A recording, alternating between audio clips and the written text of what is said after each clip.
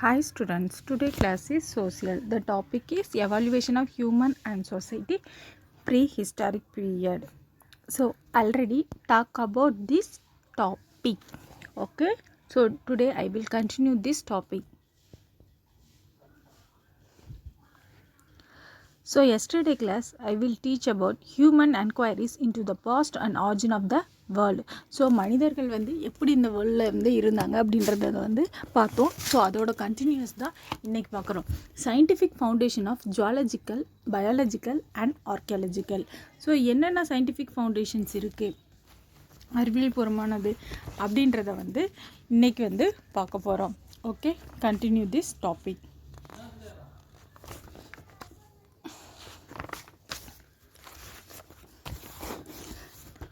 The beginning of history writing can be traced to the ancient Greek Herodotus 484 to 425 BC. He is considered the father of history because the history he wrote was humanist and rationalist. The rise of scientific enquiries into the origin of human was possible became of. So என்ன அப்படின்னா, இந்த beginning ஹிஸ்ட்ரியை யார் எழுதுனா அப்படின்னா ancient creek. அந்த காலத்தில் இருக்க ஆன்ஷியன் மக்கள் தான் வந்து, க்ரீக் மக்கள் தான் வந்து எழுதுனாங்க. இது வந்து ஹெரோடாட்டஸ் அப்படின்றவர் வந்து யார் அப்படின்னா வரலாற்றோட தந்தை, ஹிஸ்ட்ரியோட ஃபாதர் யார் அப்படின்னா, ஃபாதர் ஆஃப் ஹிஸ்ட்ரி அப்படின்னா ஹெரோடாட்டஸ். ஸோ அவர் வாழ்ந்த காலம் என்ன அப்படின்னா 444 to 425 BC, before common எரா. So அவரை தான் வந்து வரலாற்றோட தந்தை அப்படின்னு சொல்கிறோம். எதனால் அப்படி சொல்கிறோம் அப்படின்னா, ஹிஸ்ட்ரி அப்படின்றத வந்து, வரலாறு அப்படின்றத எழுதினவர் மனிதர்களை பற்றியும் ரேஷ்னலிஸ்ட் பற்றியும் எழுதினவர் யார் அப்படின்னா இவர் ஹெரோடாட்டஸ் தான் வந்து எழுதினார். ஸோ நிறைய சயின்டிஃபிக் பூர்வமான என்கொயரிஸ், அப்புறம் மனிதன் வந்து எப்போ தோண்டனா, என்னென்ன பாசிபிள்ஸ் இருக்குது அப்படின்றத வந்து சொன்னவர் இவர் தான். ஸோ அதில் வந்து first point, the interest in collection of archaeological remains of opening of museum after the renaissance moment. என்ன அப்படின்னா, இவங்க வந்து எது கலெக்ட் பண்ணுறதுல வந்து ஆர்வம் காட்டினாங்க அப்படின்னா, தொல்பொருள் ஆராய்ச்சியில் வந்து ஆர்வம் காட்டினாங்க. அதுக்காக வந்து மியூசியம், பொக்கிஷம் வைக்கிறதுக்காக மியூசியத்தை வந்து ஓப்பன் பண்ணாங்க. அதுக்கப்புறம் மறுமலர்ச்சி இயக்கத்தை வந்து தோற்றுவித்தாங்க. ஸோ இது வந்து அந்த காலத்தில் இருந்த ஃபவுண்டேஷன்ஸ் அப்படின்னு, சயின்டிஃபிக் ஃபவுண்டேஷன்ஸ் அப்படின்னு சொல்லலாம். The development of ideas and stratigraphy and zoological. So என்னென்ன அப்படின்னா, ஸ்டெனிகிராஃபிலையும் ஜுவாலஜிக்கல்லையும் நிறைய ஐடியாஸ் வந்து வர ஆரம்பிச்சிது.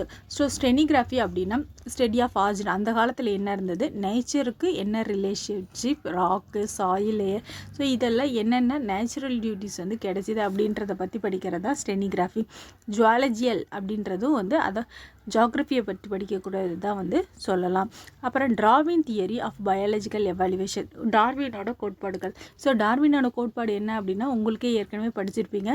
ஸோ பரிணாம வளர்ச்சி, ஸோ மனிதன் வந்து எப்படி தோன்றுனா அப்படின்ற டார்வினோட கோட்பாடுகளும் வந்து ஒரு சயின்டிஃபிக் ஃபவுண்டேஷன் அப்படின்னும் சொல்லலாம்.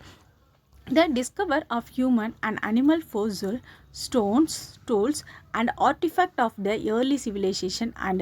ஸோ என்னன்னா, மனிதன் வந்து எப்படி தோன்றுனா, அனிமல்ஸ் எப்படின்னா அவங்களோட எலும்புகள், அப்புறம் அவங்க யூஸ் பண்ண ஸ்டோன் டூல்ஸ், கல்லால் செய்யப்பட்ட கருவிகள், ஆர்டிஃபேக்ட் அவங்க கைவினை பொருட்கள், அப்புறம் வந்து ஏர்லி என்னென்ன பழமையான சிவிலைசேஷன் இருந்தது அப்படின்றத வந்து சொல்கிறாங்க.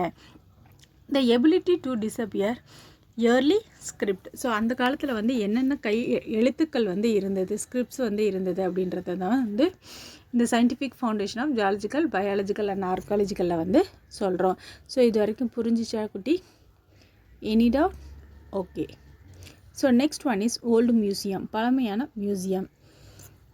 த museum of Enigalti Nana in Mesopotamia was established in 530 BC. The princess Elegranta was the daughter of this Neo-Babylonian king of Nabonidus. The Capitolina Museum in Italy is perhaps the oldest surviving museum, 1471 AD at present. Ashmolean Museum at Oxford University. It is the oldest university museum in this world. It was established in 1677. So museum அப்படின்னா எகிலண்டி அப்படின்ற நானா அப்படின்ற மெசபொட்டோமியாவில் இருக்கிற first அங்கே தான் வந்து establish பண்ணாங்க. So எப்போ ஆரம்பித்தாங்க அப்படின்னா 530 BC பிஃபோர் காமன் எராவுக்கு முன்னாடி ஆரம்பித்தாங்க. அங்கே பிரின்சஸாக இருந்த எலிகிண்டை அப்படின்றவங்களோட பொண்ணு தான் வந்து யார் அப்படின்னா நியோ பாபிலோனியன் கிங்காக இருந்தால் நெபுடியஸ் அப்படின்றவங்க. இவங்க வந்து கேப்டுலினா மியூசியம் அப்படின்றது இத்தாலியில் வந்து பழமையான சர்வேவிங் மியூசியம் அப்படின்றத வந்து கண்டுபிடிச்சாங்க. ஸோ அது வரைக்கும் இது வந்து அட் ப்ரெசண்ட் இப்போ வரைக்குமே வந்து அது இருக்குது அப்படின்னு சொல்கிறாங்க. அஸ்மோலியன் மியூசியம் அப்படின்றது ஆக்ஸ்ஃபோர்ட் யூனிவர்சிட்டியில் இருக்கிறதுலே பழமையான யூனிவர்சிட்டி அப்படின்றது இதுதான். ஸோ இதோட மியூசியம் வந்து வேர்ல்ட் ஃபேமஸான ஒரு மியூசியம் அப்படின்னும் சொல்லலாம். இது எப்போ ஆரம்பிக்கப்பட்டது அப்படின்னா 1677 வந்து ஆரம்பிக்கப்பட்டது. Herbert Spencer 1820 to 1903 AD.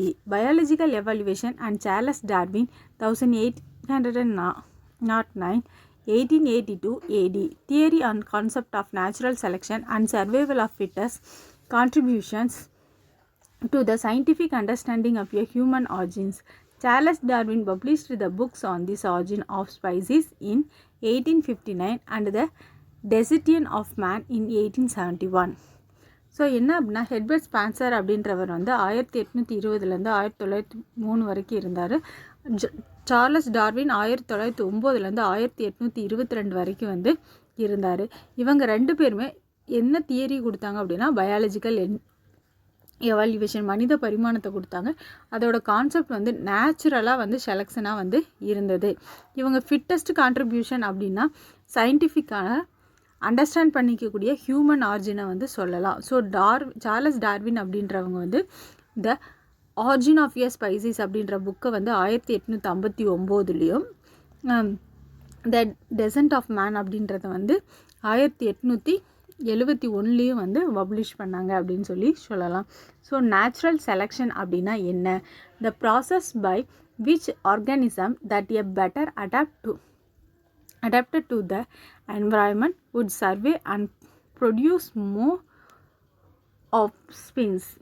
So என்ன அப்படின்னா அந்த ஆர்கானிசம் அப்படின்றது வந்து பெட்டராக என்வரான்மெண்ட்டை சுற்றியும் சர்வே பண்ணக்கூடிய ஒரு ப்ரொடக்ஷனான ஆஃப்ஸ்பின் அப்படின்னா நேச்சுரல் செலெக்ஷன் அப்படின்னு சொல்லலாம். சர்வேல் ஆஃப் த ஃபிட்டஸ்ட் அப்படின்றது என்ன? Survey of then will leave the most copies of itself the society generation. So நம்மளுக்கு அடுத்த வர ஜென்ரேஷனுக்கு அந்த சர்வேல பற்றிய ஃபார்மு எப்படியெல்லாம் செயல்பட்டது அப்படின்னு கொடுக்குறது வந்து சொல்லலாம். ஸோ ஃபோசூல் அப்படின்றது ப்ரீ ஹிஸ்டாரிக் அனிமல்ஸில் பிளான்ஸில் வந்து மில்லியன் இயர்ஸ்க்காக பீரியட் ஆஃப் டைம் பிகாஸ் வந்து அது கெமிக்கல் ஃபிசிக்கல் ப்ராசஸ் நடக்குது. ஸோ அனிமல்ஸோட ப்ரோனு மினரலைசேஷன் இது எல்லாத்தையும் என்னென்னா ஃபோசல்ஸ் அப்படின்னு சொல்லலாம். ஸ்டோன் ஏஜ் அப்படின்றது a period when stone was mainly used for making implement. So என்ன அப்படின்னா கற்காலம் அப்படின்றது வந்து ஒரு குறிப்பிட்ட காலத்தை தான் கற்காலம் அப்படின்னு இந்த காலத்தில் வந்து அதிகமாக ஸ்டோனை மேக் பண்ணி இம்ப்ளிமெண்ட் பண்ணாங்க அப்படின்றத சொல்கிறோம். அடுத்தது bronze age, the period when bronze metallurgy development extracting of a metal from ore. So bronze age அப்படின்றது பிரான்ஸ் உள்ள மெட்டல் செய்யப்பட்டது தான் வந்து பிரான் ஏஜ். அயன் ஏஜ் இரும்பு காலம், this period was iron was melted the product implement. So என்ன அப்படின்னா இரும்பால் செய்யப்பட்ட உருக்கி அதில் பொருள் செஞ்சது தான் வந்து இரும்பு காலம் அப்படின்னு சொல்கிறோம். Since the 19th century scholars have used advanced scientific technology that undertook systematic studies to contribute the current state of knowledge on prehistoric. So என்னென்னா 19ஆம் நூற்றாண்டில் நிறைய ஸ்காலர் அப்படின்றவர் வந்து சயின்டிஃபிக் டெக்னாலஜியை வந்து அறிவியல் தொழில்நுட்பத்தையும் அதோட சிஸ்டமேட்டிக் ஸ்டடீஸு வந்து கான்ட்ரிபியூட் பண்ணதாக வந்து சொல்லலாம். ஸோ இவங்களுக்கு வந்து அப்பப்போ வந்து ப்ரீஹிஸ்டாரிக் பீரியடில் நிறைய நாலேஜ் இருந்தது. ஸோ வந்து அந்த நாலேஜை வந்து செயல்படுத்துறதுக்காக வந்து என்ன பண்ணாங்க, ஏற்படுத்தினாங்க. ஓகே, ஸோ இது வரைக்கும் புரிஞ்சிருக்குன்னு நினைக்கிறேன்டா. I will give the homework. The homework is answer the following briefly. Third question and fourth question. Write it and send me in your WhatsApp group. Thank you.